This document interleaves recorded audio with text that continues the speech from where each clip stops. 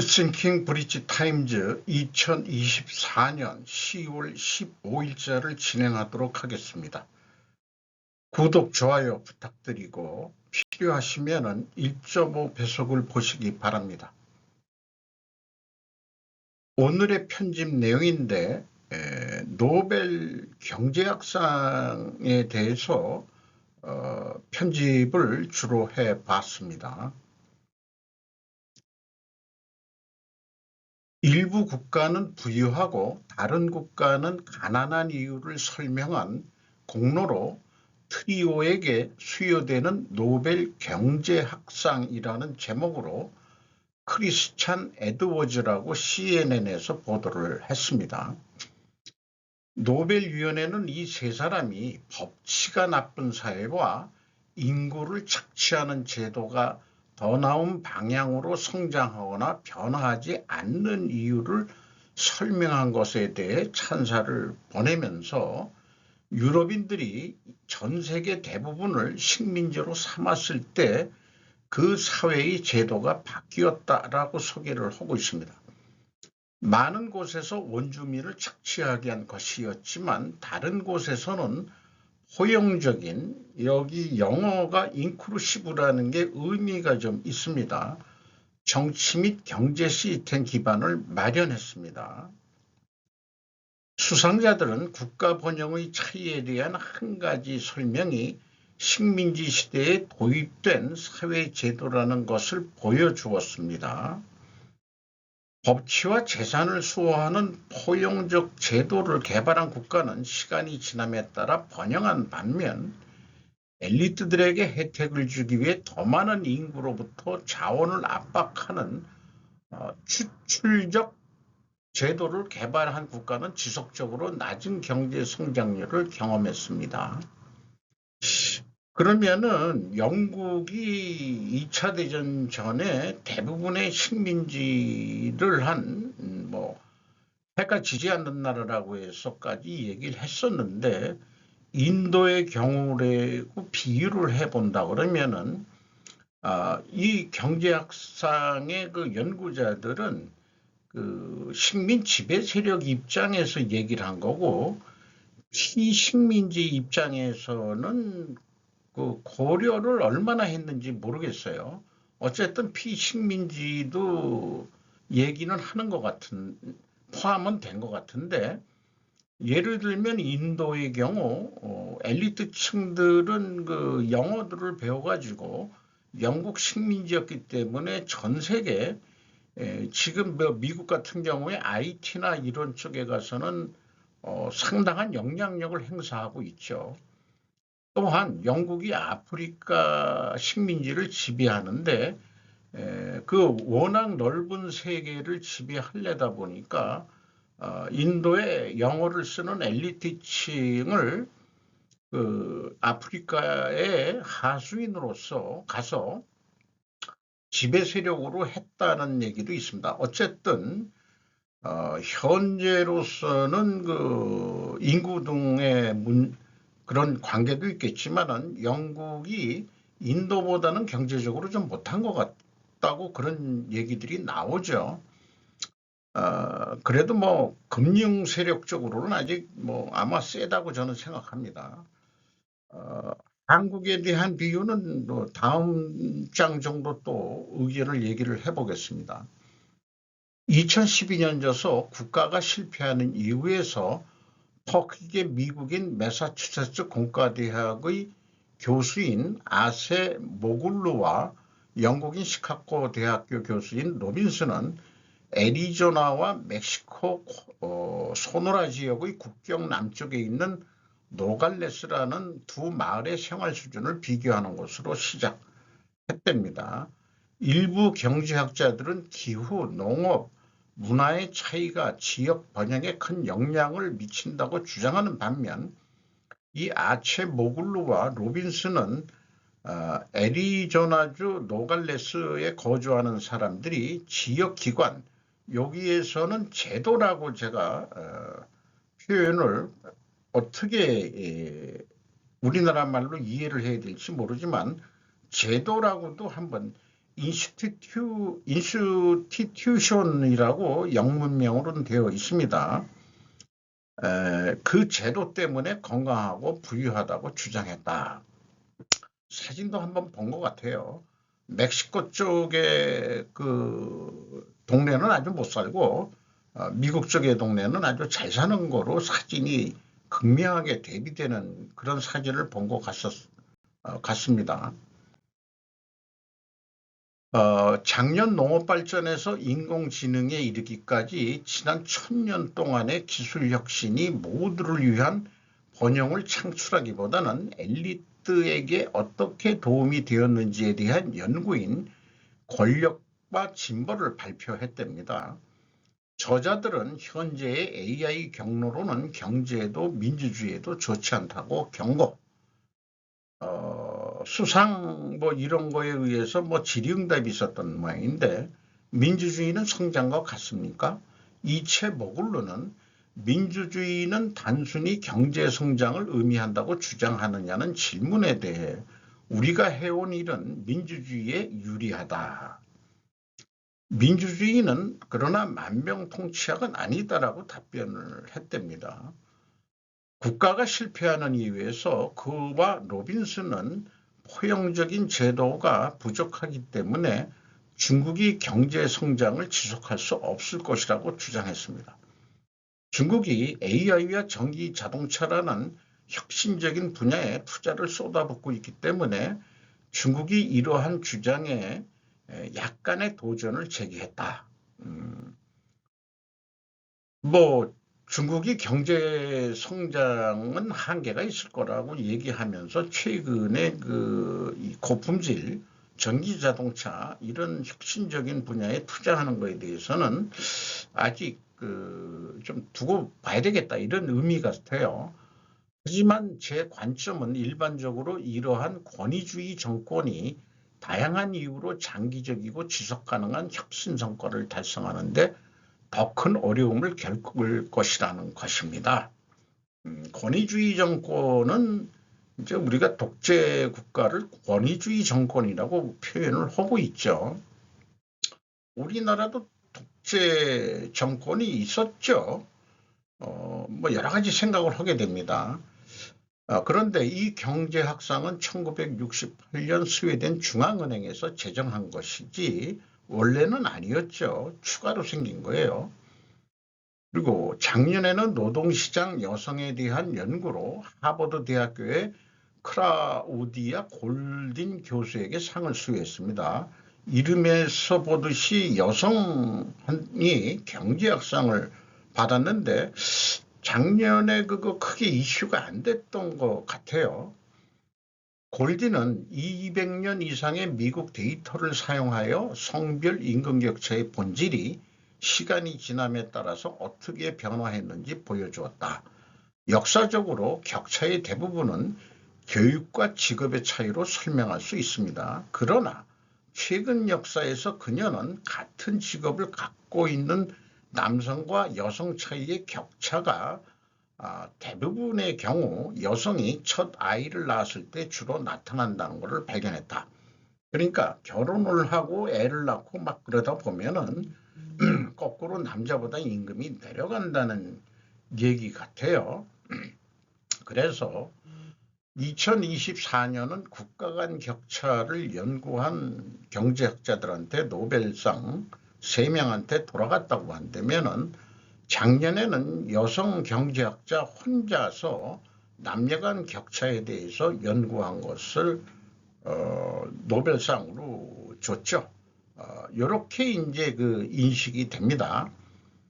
그런데 이런 그 CNN 제가 뉴스를 가져왔는데 상당히 그 이해하는데 도움이 좀 되게 그 기사를 작성한 것 같아요. 그런데 우리나라 뉴스를 먼저 봤었어요, 사실은. 마음이 안 들어서 CNN 뉴스까지 제가 찾아본 겁니다. 부국과 빈국의 차이는 어디서 오는가? 최원정 조선비즈입니다. 상위 20% 부국, 하위 20% 빈국보다 30배 부유하다. 제도 차이가 원인, 착취적 제도는 기술 발전 막아. 민주화 위해선 엘리트 아닌 대중이 권력 잡아야 노벨위원회 국가 번영과 사회제도 간 관계 입증을 했다고 그렇게 압축적인 표현을 우리는 학교 다닐 때 하도 그 국어 시간에 요약을 하라 그래가지고 우리나라 사람이 그런 걸 잘하는 건지 어떤 건지 모르겠습니다만은 또 제도의 차이가 왜 지속되는지 제도가 어떻게 변화할 수 있는지를 설명하는 이론을 개발했다라고 소개를 하고 있습니다. 다만 기술 혁신에 따른 경제 성장은 포용적 제도가 형성된 지역에서만 효과를 발휘했다. 세 교수는 비민주국가의 경제 시스템을 개선하기 위해서는 사회 엘리트층, 소수 권력층이라고 얘기를 하고 있습니다. 아닌 대중이 정치적 권력을 얻어야 한다고 주장한다. 이들은 엘리트층은 기존 경제 시스템을 쉽게 바꾸려 하지 않는다고 지적하면서 대중으로부터 위협을 받아야만 민주화를 선택한다고 주장했다. 이들은 대표적인 사례로 서유럽의 민주화 과정을 들었다. 이렇게 했습니다. 근데 이런 거 가지고 노벨 경제학상을 주나? 그런 생각이 좀 들어봐요. 그래서 요게 그 조선일보 쪽 기자의 수준을 한번 생각을 해보고 또한 요즘 우리나라 기자들은 남자 기자들이 별로 없죠. 여성들이 우위에 서 있습니다. 기자들은. 편집장은 누군지 모르겠지만은 왜 어떤 국가는 더 잘 살게 되었나라고 장영은 이것도 이름상으로 여성 기자죠. 이데일입니다. 2024년 노벨 경제학상은 데런 아세 모굴루 사이먼 존슨 매사추세츠 교수와 제임스 옐런 로빈슨 시카고대 교수 제도의 형성과 국가 번영에 미치는 역할 연구로 공로. 이 제도로 번역되지만은 그게 영문으로는 인스티튜션이라고 기관이라고도 얘기를 같이 생각을 해봐야 될 것 같아요. 식민지 시대부터 이어진 제도 역량 분석의 통찰 제시, 민주주의 포용적 제도가 경제발전 촉진, 국가의 번영의 차이가 원래부터 주어진 지리적 인종적 조건이 아닌 제도에 의해 판가름이 난다. 특히 한 국가의 빈부를 결정하는 데는 경제제도가 핵심적인 역할을 하지만 어떤 경제제도를 갖게 되는지 결정하는 것은 정치와 정치제도라는 점에 주목했다. 정치 및 경제제도의 상호작용이 결국 한 나라의 빈부를 결정한다는 것이다. 또 일부 사회가 왜 착취적 제도의 함정에 갇히게 되는지 그리고 이 함정에 벗어나기가 왜 어려운지를 설명하는 혁신적인 이론들을 개발했다고 노벨위원회는 평가했다. 이게 이제 우리나라 쪽으로 본다 그러면은 식민지 근대화론이 어느 정도는 우리가 인정해야 된다라고 봐야 될 것 같아요. 인도의 경우도 그렇죠. 물론 전체 인구를 대상으로는 안 하고 인도가 인구가 많고 또 그 신분 사회계급 제도가 있기 때문에 엘리트층엔 거기만 교육을 시켰는지는 모르지만은 어쨌든 한국은 일본이 한일합방이라고 해서 황국식민이라고 해가지고 실질적인 그 차별은 있었지만은 신분제도가 없어지면서 누구나 공부 열심히 해서 판사가 될 수 있는 그런 사회 분위기도 만들었고 또 실질적으로 사회 간접 자본을 개발을 시킨 거는 맞습니다. 그런데 그것은 또한 만주를 공략하기 위해서 그 당시는 한반도가 병창기지화하기 때문에 공업발전을 시켰다는 것도 역사적으로는 있기 때문에 해방 후에 그런 그 사회 간접 자본, 그 SOC 이런 것들이 있었기 때문에 북한에 주로 공업발전을 시켰기 때문에 북한이 남침을 하는 그런 그런 그 공업력을 보여줬었죠. 지금은 저는 역전돼 있다고 생각합니다. 어쨌든 식민지를 당한 나라 중에서 경제 대국까지는 아니지만 세계 10위권 경제적인 나라로 올라선 나라는 유일하게 한국뿐이 없다고 하죠. 그러면은 이 논리에 의하면은 일본의 식민 제도의 가 포용적인 제도였다라고 그러면은 그렇게 표현해야 되는 거 아니냐, 이런 생각도 해보게 돼요. 어쨌든 세계 언론의 보도 내용을 비교할 때 국내 언론 기자 수준 차이를 좀 느끼긴 합니다. 국내 언론은 그런데 CNN은 중국 권위주의를 얘기를 했는데 우리나라 기자들은 중국 얘기는 싹 빼요. 그리고 본문에 갖다 붙인 것은 남북한 차이로 애써 국내 번역판. 교수들은 한국 얘기를 한 적이 없는 것 같습니다.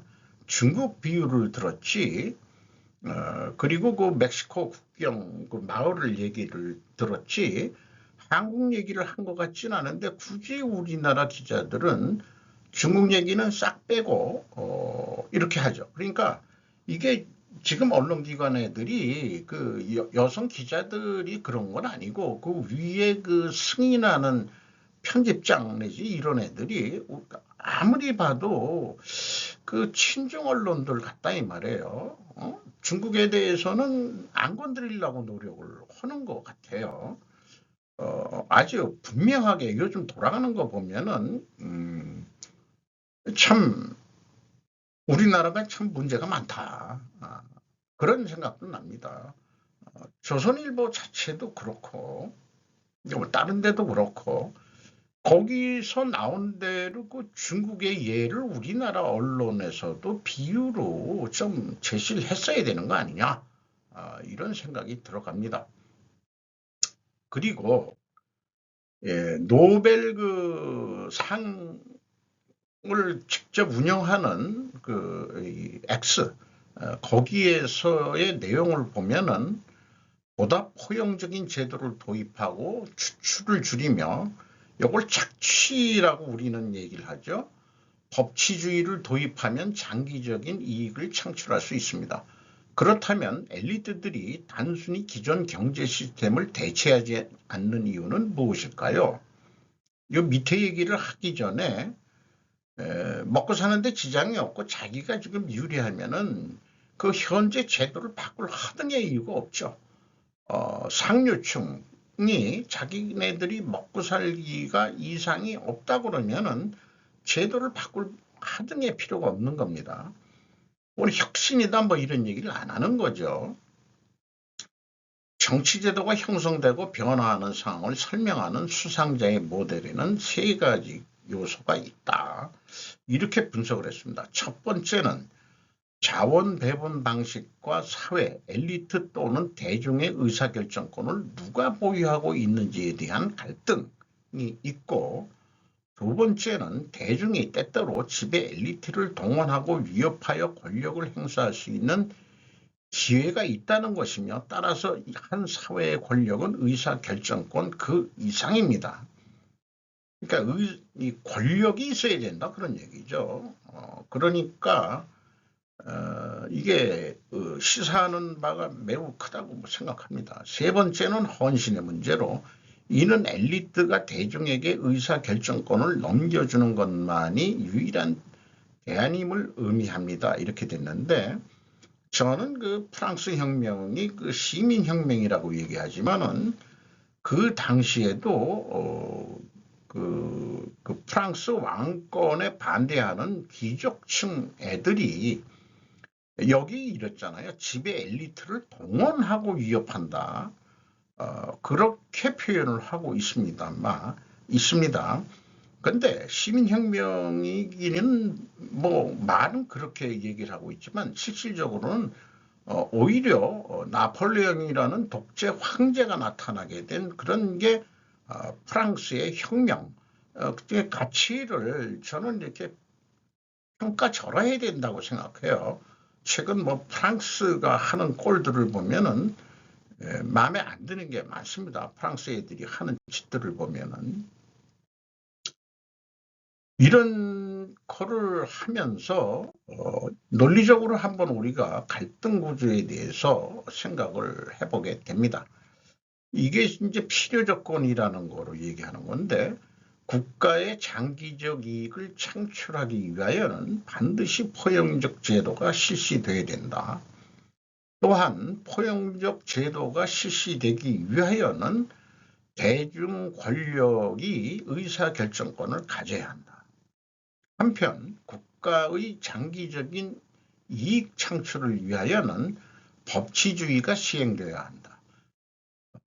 법치주의가 시행되기 위하여는 반드시 엘리트의 의사결정권을 가지고 있어야 된다. 자, 좀 확실히 이 밑에 거는 좀 뭐가 좀 말을 하면서도 뭔가 안 어울리는 것 같긴 합니다. 엘리트가 대중에게 의사결정권을 넘겨주는 것만이 유일한 대안이라고 얘기를 하고 있어요.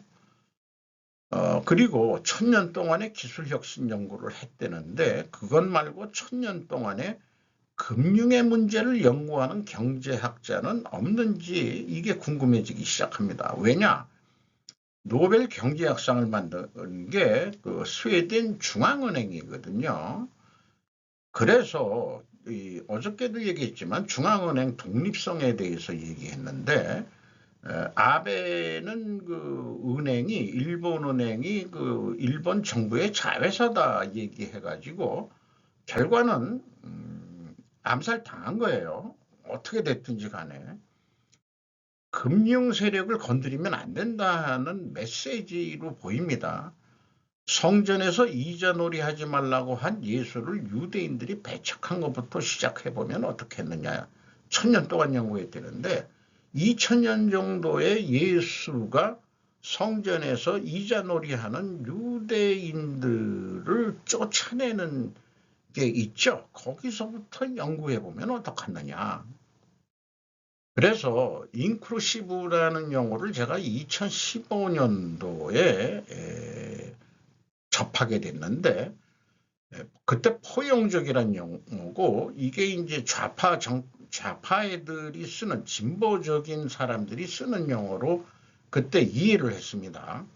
그리고 2015년 로스차일드 뭐 어쩌고 한 여사가 워커힐에 와서 뭔가 국제금융회의 같은 거였어요. 정확한 명칭은 제가 기억이 안 나서 국제금융회의라고 했는데, 동시에 ESG를 그때부터 해야 된다라고 했는데, 이게 5년이 지나서 2020년에는 5년이 지나서 우리나라에 이제 그 화두로 떠올랐죠. 그러니까 2015년 그 로스차일드 여사가 했을 때 빨리빨리 뭐 했으면은 뭐가 괜찮았을 텐데, 이게 말을 안 들으니까 뭔가 이 정권 변화도 크게 일어났고 그런 거 아니겠느냐 하는 생각도 납니다.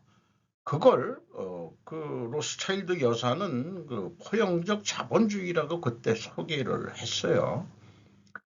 포용적인 것은 분명히 진보적 용어이면 틀림이 없다. 노벨 경제학상은 스웨덴 중앙은행이 만든 것이다. 이런 거를 연관해서 생각해 보면은 권력은 정치 권력을 지칭하면서 엘리트와 대중의 대립 갈등 구조로 유도하고 있다. 누가? 바로 글로벌 금융 세력이라는 생각이 들어가기 시작하는 겁니다.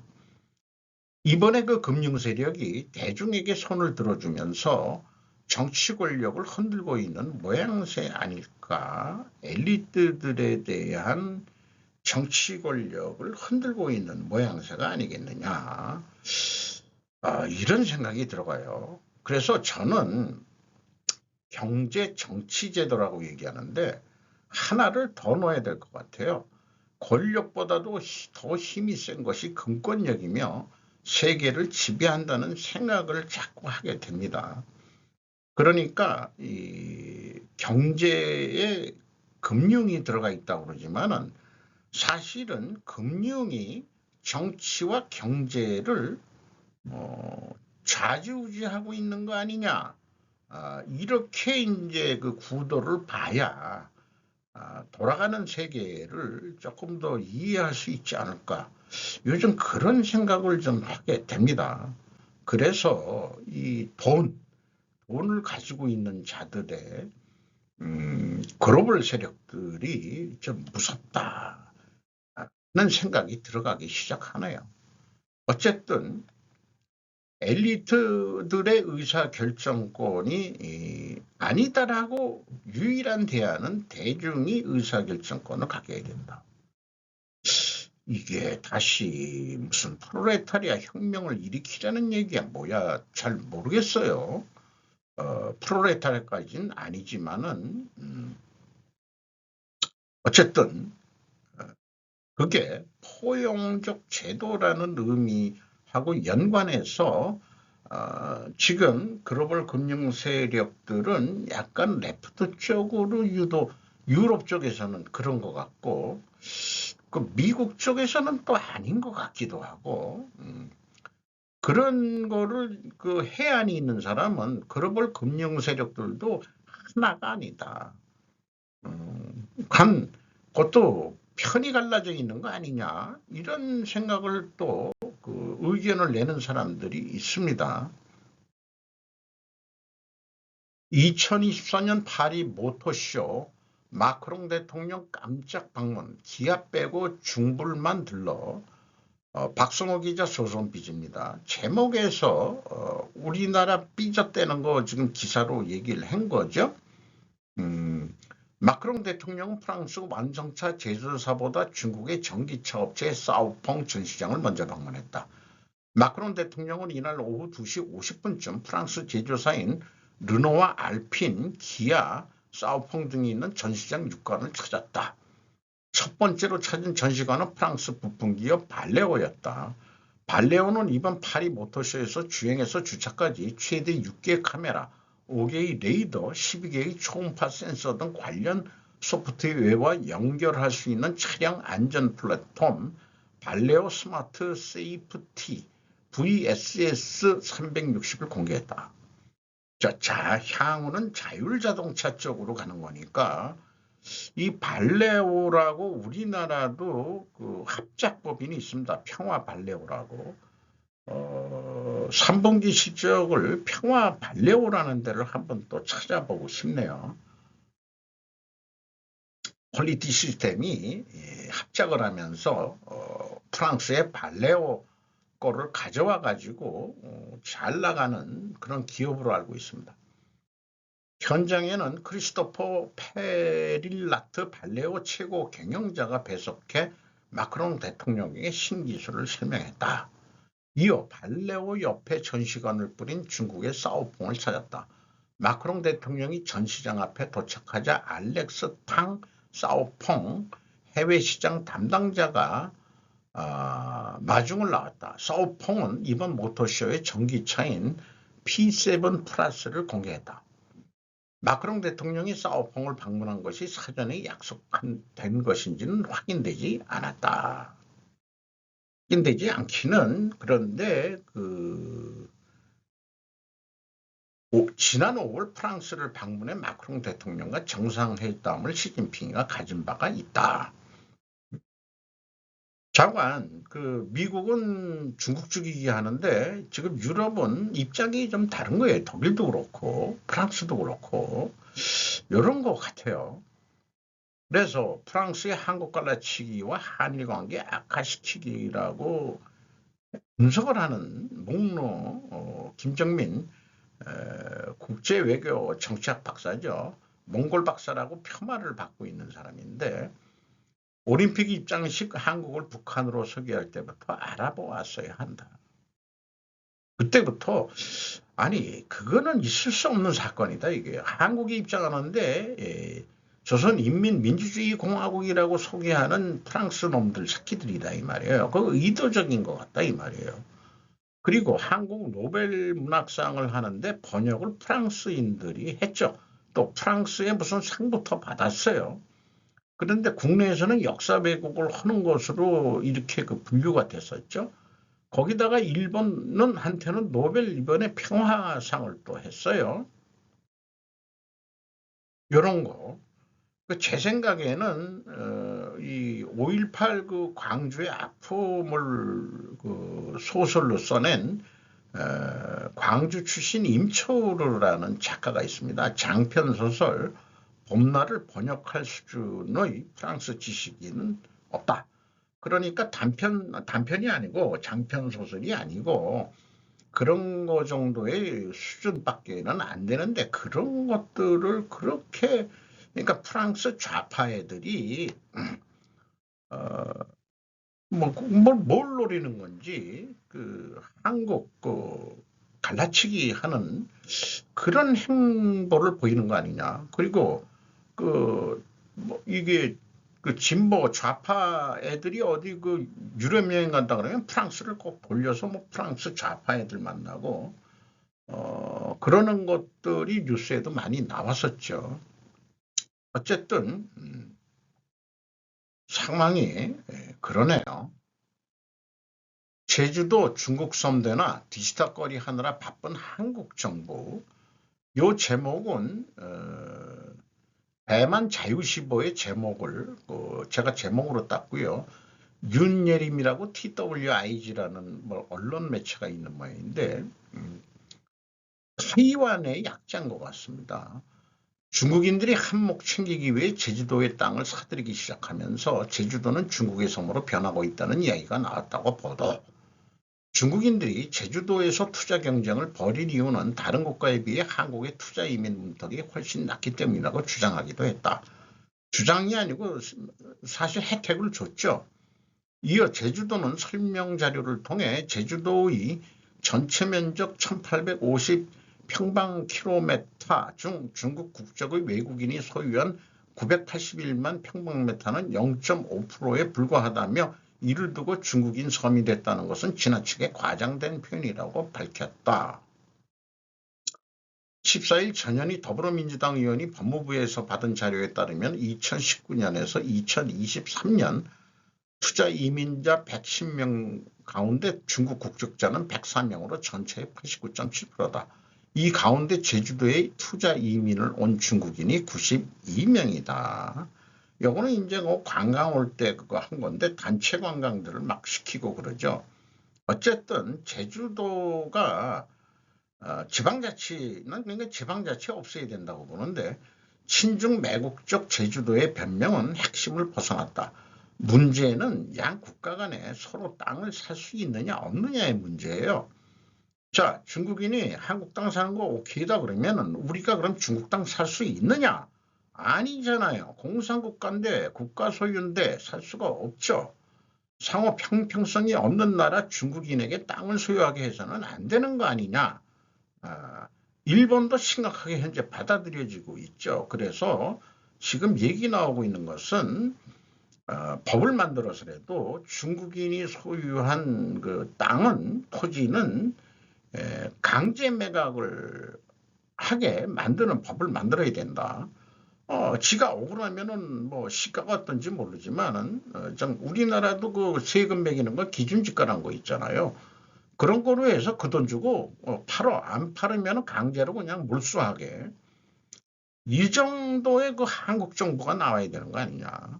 그 원희룡이라고 그 지금 국민의힘 무슨 국회의원 그 국토부 장관까지 한 그 원희룡이라는 친구가 제주도 지사일 때 그따시로 다 그러니까 민주당 애새끼들이나 국민의힘 애새끼들이나 친중 정치인들 때문에 한국의 미래가 다시 그 중국의 종속국을 만들려는 건지 어떤 건지 아주 의심이 갑니다.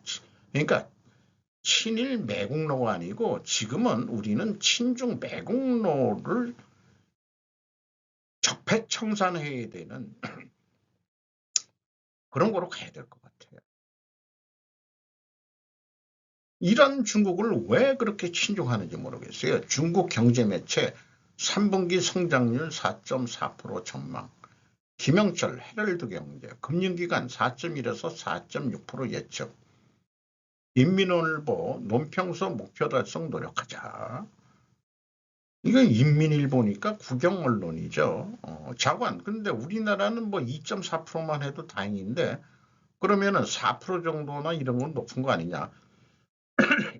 그런데 1인당 국민소득으로 보면은 우리나라가 그 경제 성장할 때 뭐 거의 뭐 어떤 경우는 두 자릿수 가깝게도 모르고 막 그래가지고 한 20년 동안 경제 개발을 해서 치고 올라갔죠. 지금 중국이 다 따라왔는데 어느 정도 성숙 경제가 돼가고 있는 거 아니냐, 또 이렇게 좋게 표현할 수도 있을 것 같아요. 그렇게 생각을 합니다. 18일 날 3분기 경제 성장률을 중국 당국이 발표할 예정이다. 죽어서도 운명 엇갈린 중의 이임자 시진핑과 강력한 변수다. 송태희 SBS 비즈. 그 우방고 전 전국인민대표회의 그 상무위원장에 대해서는 후한 장례식을 해준 반면 리커창 전 총리에 대해서는 일주기 기일과 그 즈음 열리는 마라톤 행사마저 연기토록 하고 있기 때문이다. 좌관 어떻게 생각하면은 명목상 제2인자였으나 사실상 시주석 정적인 탓에 생전은 물론 사후에도 제대로 대접을 못 받고 있다는 게 대체적인 인식이다. 이런 뉴스도 했네요. 스타쉽 5차 시험 비행 성공, 로봇팔로 추진체 회수.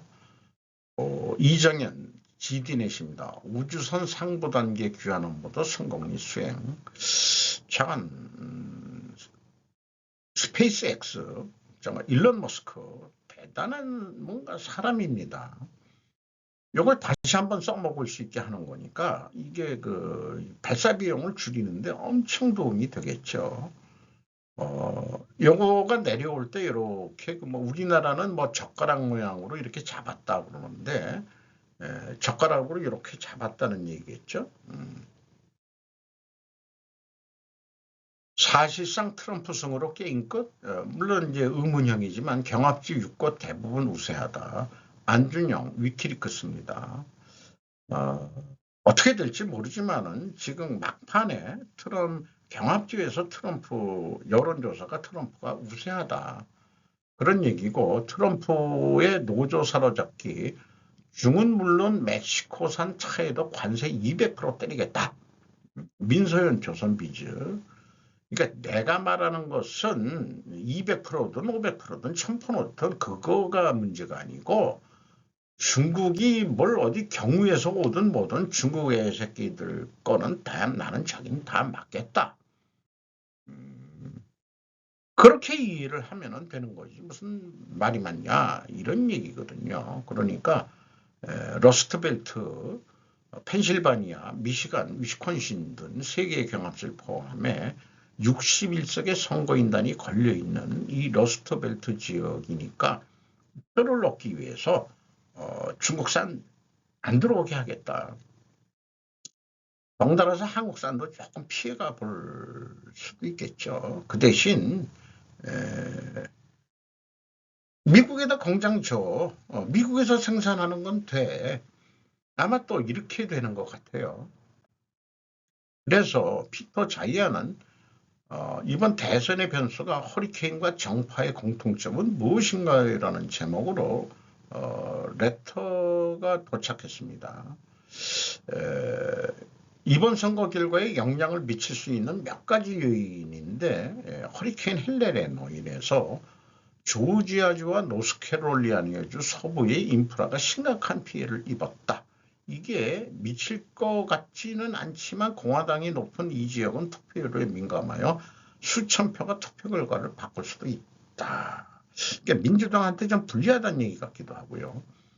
더 큰 주목해야 될 요소는 조직노동과 비즈니스 커뮤니티라는 표현을 썼는데 노동조합과 사용자 그룹이라고 얘기를 해야 되겠죠. 이게 이제 고정표 정도가 있기 때문에 이 파벌의 부동층으로 작용하여 정치 지형에 막대한 변동성을 가져올 것으로 예상하세요. 그러니까 앞에 얘기했듯이 노동조합 표를 얻기 위해서 트럼프도 지금 애를 무던 쓰고 블루 칼라들이 화이트 칼라만큼 높은 임금을 받는 미국을 만들겠다. 그 대신 불법 이민자들은 추방하겠다. 그런 거로 이해가 됩니다. 농심 신라면, 일본 매운라면 기준됐다. 뭐 어쨌든 이건 제목으로 그냥 넘어가는 거로 하겠습니다. 세븐일레븐 분위기 심상치 않더니 36만의 중대 결단.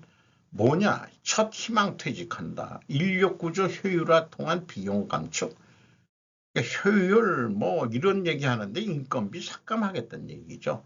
수익성 중집사업 구조 개편 전망 뭐 이렇게 얘기했는데 우리나라의 그 편의점 제도를 처음 들어온 거는 세븐일레븐인데 우리 이게 이제 일본 롯데에서 시작하는 거니까 일본 자본이다 뭐 이렇게들 인식이 되니까 국내에서는 GS25시와 CU가 꾸준히 규모를 키웠고 최근에는 이마트24가 편의점 사업을 또 진출해 가지고 편의점이 경쟁 체제가 지금 4사 체제로 돼 있으니까 지금 세븐일레븐이 지금 안 좋다 이런 얘기예요.